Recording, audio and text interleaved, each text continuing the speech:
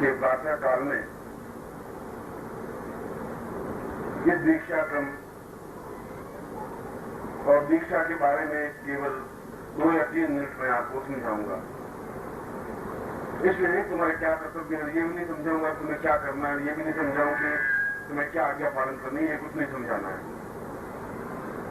पूरे समस्त संसार के वापस के शास्त्रों में नहीं, चाहे बाइबल हो, चाहे कुरान हो, चाहे यीशु का धर्म हो, चाहे और कोई धर्म हो, ये दीक्षा विधान तो प्रत्येक धर्म में, प्रत्येक चिंतन में, प्रत्येक अध्यात्म में है।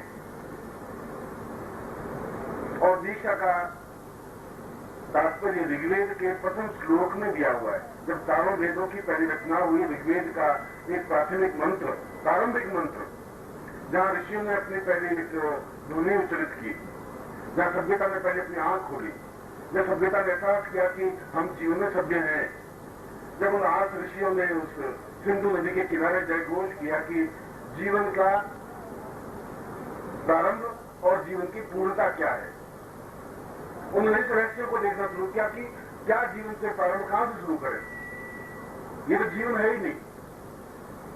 अगर तुम इसको जीवन मानते हो कि पैदा होना और बड़े होना जीवन है, तो ये जीवन नहीं है, ये तो पशु जीवन है, मानव जीवन नहीं है।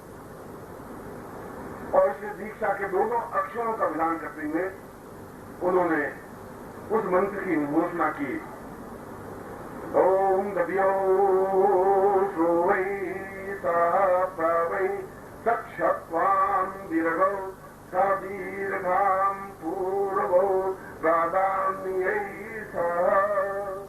ये ऋग्वेद का प्रारंभिक मंत्र है, जहां हमारे समस्त ऋषियों ने उस सभ्यता के पहले चरण में सिंधु नदी के किनारे इसका उद्घोष किया, ब्रह्मा ने अपने स्वयं मुंह से। ये ऋग्वेद आपके सामने। और भी वो कर सकता था, लक्ष्मी की आराधना कर सकता था, श्री की आराधना कर सकता था, अपनी बात कह सकता था, नहीं। उसने कहा जीवन की पूर्णता का है, जीवन नहीं है। और जीवन का मतलब है उन दोनों अक्षरों का विवेचन किया। दधियो अपने आप को सौंप देना ही 2 अक्षर। तुम अपने पास रखोगे तो कुछ मिल नहीं सकता, संभव नहीं है। जो कुछ अपने पास है, छल, झूठ, कपट, असत्य, व्यभिचार और अपना जीवन, अपने प्राण, अपनी आत्मा, सब कुछ सौंप लेने की क्रिया है, वह विद्यार्थ है, वह देना है। और तुम ऐसा दे नहीं पा रहे हो। चित्री और उस मंत्र के मुंह से कर रहे, इस पूरे मंत्र का ये पहला चरण, ये पहली बात। अब इसका अर्थ करें तो 3000 पदों में आएगा। फिर 6 का मतलब है आकाश, 2 का मतलब है पृथ्वी।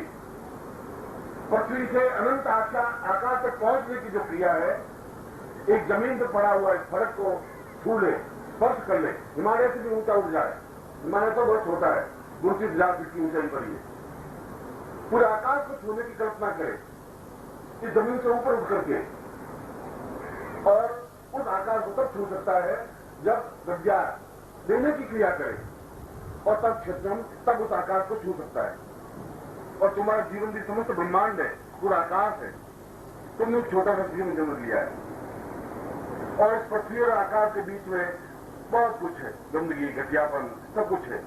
मगर उसमें क्या है कि हमने केवल लेना सीख लिया है, इससे भी, उससे भी, पत्नी से भी, बेटे से भी, भाइयों से भी, संबंधियों से भी। देने का सीखा ही नहीं है। और यदि हम देने का एक क्षण कल्पना कर लें, एक क्षण चिंतन कर लें, तो अपने आप में आकाश में पहुंचने की क्रिया हो जाती है। दीक्षा की छोटी सी बात नहीं होती। दीक्षा का तात्पर्य मैं आकाश पर हूं और तुम धरती पर हो। उस मैं तुम्हें बता रहा हूं, तुम्हें आकाश को छूने के लिए, आकाश में समाहित होने के लिए तुम्हें आवाज दे रहा हूं। उस आकाश में विलीन होने की क्रिया समझा रहा हूं। केवल मंत्र बोलूं, मंत्र मुंह से बोल करके बैठ जाने को दीक्षा नहीं कहते। बस ऐसी दीक्षा तो तुम 5000 बार ले लो, कुछ होगा ही नहीं उससे। उससे क्या होगा तुम्हारा? तुम एक धरती पुत्र हो, धरती के पुत्र, धरती से पैदा हुए हो। इसलिए पृथ्वी को धरनी कहा गया है, मां को पृथ्वी कहा गया है, मां को जननी कहा गया है। तुम धरती से पैदा हुए हो, और कैसा पैदा हुए हो? मल में, मूत्र में, और गंदगी में, और घटियापन। चांद पर टट्टी गए, तुम्हें पता नहीं पड़ा, बचपन में 2 महीने के हुए तो पता नहीं, मूत्र में पड़े हो, तुम्हें पता नहीं, असत्य, असहाय। मां ने हटा दिया तो हट गए, मां ने पहुंच के रख दिया तो रख दिए। इतने छोटे से जीवन से मैं तुम्हें कह रहा हूं कि तुम्हें आकाश में छूना है। तुम्हें छोटी सी जगह नहीं ले जा रहा हूं, तुम्हें उस आकाश के फलक को छूने की बात बता रहा हूं। चित्वम, क्षय आकाश को कहा गया है।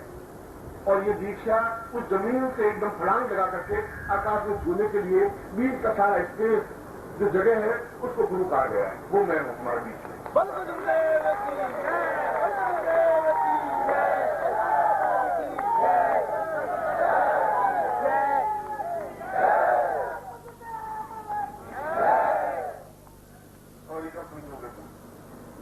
ऐसा कब तुम्हारा क्षण आएगा कि मैं जमीन को हूं, जमीन से जुड़ा हुआ हूं, जमीन में घास भी उगती है, जमीन कांटे भी उगते हैं, जमीन में पशु भी पैदा होते हैं, तो जमीन से घास करके वो भी एक कुत्ते, श्वान, गधे, कई तरह की योनि है, उसमें से एक तुम्हारी भी योनि है। वह योनि अपने आप में उस योनि में प्राप्त हो जाओगे। ऐसा नहीं तुम मर के गधे बन जाओगे, मर करके श्वान, ऐसा कुछ नहीं होता। किसी जीवन उस योनि को जी रहे हो, पशु की जीवन जी रहे हो, गधे की जीवन जी रहे हो, मार हो रहे हो, अपने परिवार का चले जा रहे हो। जैसे तू भी अपने गधे को ढोए जा रहा है, तुम्हें भी अपने परिवार का कोई व्यक्ति ढोए जा रहा है। कभी बेटा ढो रहा है, कभी पत्नी ढो रहा है, कभी चाचा ढो रहे हैं, कभी कुछ ढो रहे, कभी पशु ढो रही। ऐसा ढोना जीवन जी रहा है तो जी रहे। कभी तुम्हें बुढ़ापे में बेटा अटकाता है, कभी ऐसा बचपन में तुम्हारे जीवन रहा ही नहीं, यौवन तुमने देखा नहीं, क्योंकि तुम्हारे को बचपन की बात बुढ़ापा आता है। यौवन तुम्हारे जीवन में आया ही नहीं, आ ही नहीं सकता, संभव नहीं है, क्योंकि यौवन का सुगंध तुमने देखा नहीं, जो शरीर से सुगंध निकलती है। यौवन का मतलब पसीना निकले, गुलाब की खुशबू आए, वह यौवन होता है। ऐसा यौवन नहीं होता मरा हुआ, तुम्हारा पसीने से बदबू आती है। गुलाब की सुगंध में बहुत मछली है, अच्छा। और ये सब उस आकाश को छूने की जो कल्पना नहीं वास्तविकता है, उसको दीक्षा कहते हैं, जो उसमें दे रहा। ये सामान्य दीक्षा नहीं है, ये अपने आप में एक छलांग लगाने की दीक्षा है, जमीन को छोड़ने की दीक्षा है। एक छलांग लगाई तो सही, जमीन को नहीं गिरोगे, और फिर जमीन पर गिर के इसका मतलब लेने की भावना नहीं, अपने आप को सौंपने की भावना नहीं है। फिर तुम्हारे पास है क्या करूं?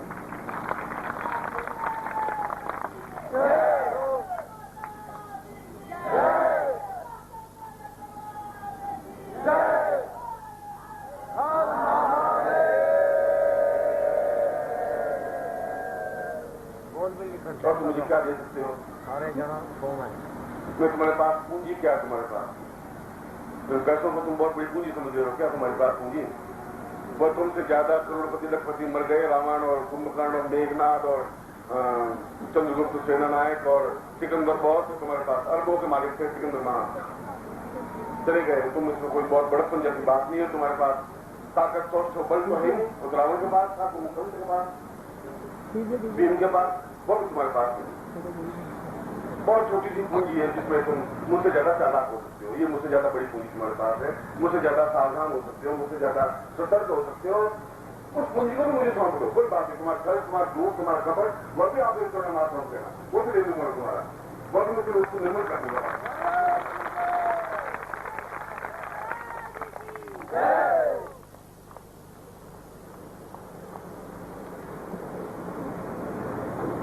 दूसरा बात, अक्षय पर पहुंचने के लिए जमीन से ऊपर उसके छलांग लगा करके, जंपिंग स्टोन, ये जंपिंग स्टोन जहां एकदम से एक रबड़ होता है, पुश किया एकदम आगे उठा देता है। अपने आप को पुश करना पड़ेगा, ये पुश करने की क्रिया है, उठने की क्रिया है और निरंतर उठने की क्रिया है। फिर दूसरी, तीसरी दीक्षा, पांचवी दीक्षा, अपने आप में पूरा आकार को छूने की दीक्षा है लेने के बाद।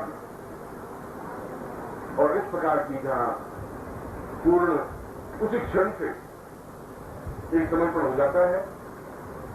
और समर्पण को अगर मैं तुम्हें ये कहता हूं तो फिर मैं तब कहने का अधिकारी हूं जब मैंने किया है। अगर मैंने राजमहल में सोचे सोचे दीक्षा नहीं होगी। बुद्ध ने भी राजमहल छोड़े, तब उससे बुद्ध बना। राजमहल बैठा बैठा बुद्ध नहीं बना, वो छोड़ दिया। तुमसे ज्यादा संपत्ति थी उसके पास में, यशोधरा पत्नी थी, राहुल बेटा था, धन, यश, मान, पर प्रतिष्ठा बहुत थी, छोड़ दिया उसने एक क्षण झटके में। महावीर ने क्षण झटके में पूरे राज्य को छोड़ दिया। जो क्षण में छोड़ सकता है, व्यक्ति जो कर सकता है, वो अपने आप में नीति बन सकता है।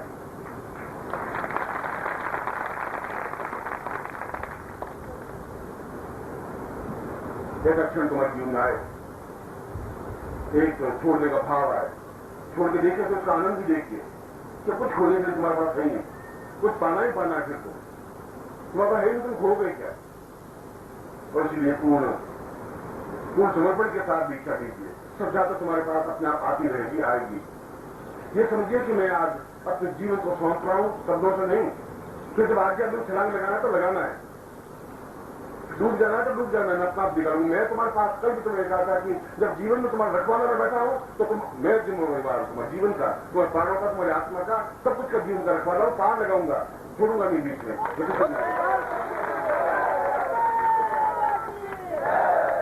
विश्वास तो करना ही पड़ेगा, बिना विश्वास में जीवन चलेगा ही नहीं। जब विश्वास नहीं है वहां जीवन में पूर्णता नहीं आ सकती। एक बार एक पति और पत्नी, नई पत्नी, शादीशुदा दोनों हवाई जहाज से यात्रा करते हनीमून मनाने के लिए जा रहे थे। हवाई जहाज में बैठे हुए थोड़ा सा हवाई जहाज उड़ा, करीब आधे घंटे बाद हवाई जहाज का पंख टूट गया, हवाई जहाज लड़खड़ाने लगा बहुत तेजी से। अब गिरे, अंदर चिल्लाने लगे, चीखने लगे लोग, और भगवान की याद करने की समझ को याद करने लगे, मोहन साहब को याद करने लगे, कोई राम को, कोई हनुमान जी को याद करने लगे। वो तो नीचे गिर रहा था। एक वो व्यक्ति को बिल्कुल शांत बैठा था, पत्नी हिलाया, तुम करके आए हो, तुम पागल है, चीख रहे हो, चिल्ला रहे हो, तुम्हें कुछ हो नहीं रहा, तुम क्या कर रहे हो, तुम्हें कुछ जरूरत नहीं हो रही क्या? उसने जेब से चाकू निकाला, रामपुरिया चाकू, और पत्नी के गले के ऊपर रख दिया। फिर मैंने क्या करे, पागल है क्या? तुम्हें गला काट, तो तुम गला काट ही नहीं सकते मेरा, तुम मेरे पति है। उसने कहा जब तुझे इतना मेरे पर भरोसा, मुझे भगवान को भरोसा हो, मेरा कुछ बिगाड़ नहीं सकता, क्या बिगड़ेगा मेरा? तुझे विश्वास नहीं होता, गला नहीं काट सकता, तुझे मार नहीं सकता, भरोसा है कि तुझे मेरे ऊपर कह, तो मुझे भगवान भरोसा होगा, गिर जाए, बिगड़ जाए, मैं कुछ बिगड़ेगा ही नहीं। तो इतना विश्वास तो मेरे ऊपर करो तो तुम्हारा बिगड़ेगा ही नहीं। विश्वास तो करके देखो तुम, सौंप दो अपना और निश्चिंत हो जाओ तुम, और देखो उस जीवन का आनंद देखो तुम।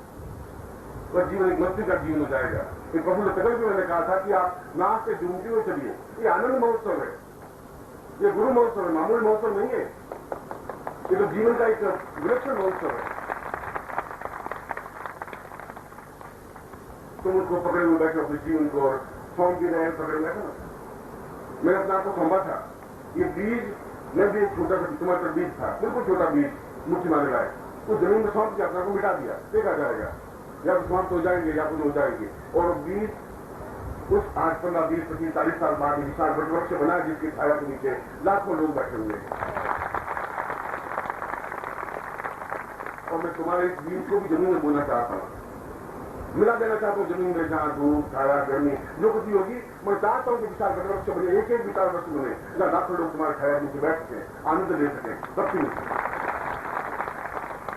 मैं तो हर बार एक बात कहता हूं कि मुझे अपने स्वार्थ की बात नहीं कर रहा हूं, मैं तुम्हें बनाना चाहता हूं, हर बार तुम्हारी बात करता हूं कि तुम्हें ऐसा बनना है। कब तुम इस जमीन को छोड़ोगे मुझे समझ नहीं आ रहा, और उसके बाद में तो तुम्हारे पास क्या रह पाएगा? वो तुम्हें इंसान को तुम्हारे पास एक और की बात। ओम परम तत्वाय नारायणाय गुरुभ्यो नमः। ओम ह्रीं मम प्राण देह रोम प्रतिरोम चैतन्य जाग्रय ह्रीं ओम नमः। ओम भूर्भुवः स्वः तत्सवितुर्वरेण्यं भर्गो देवस्य धीमहि धियो यो नः प्रचोदयात्।